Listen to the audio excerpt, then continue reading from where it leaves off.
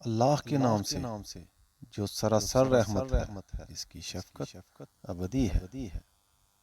سورج گواہی دیتا ہے اور اس کا چڑھنا اور چاند جب اس کے پیچھے آئے اور دن جب اس کو روشن کرے اور رات جب اس کو ڈھانپ لے اور آسمان اور جیسا اسے بنایا اور زمین اور جیسا اسے بچھایا اور نفس اور جیسا اسے سنوارا، پھر اس کی بدی اور نیکی اسے سجا دی کہ روز قیامت شدنی ہے۔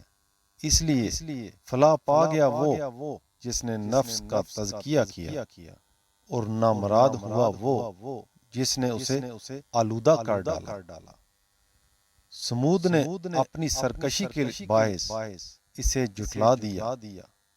جب ان کا سب سے بڑا بدبخت اٹھا تو اللہ کے رسول نے انہیں متنبہ کیا کہ اللہ کی اس اونٹنی اور اس کے پینے کی باری سے خبردار رہو، مگر انہوں نے اسے جھٹلایا اور اونٹنی کی کونچیں کاٹ دیں۔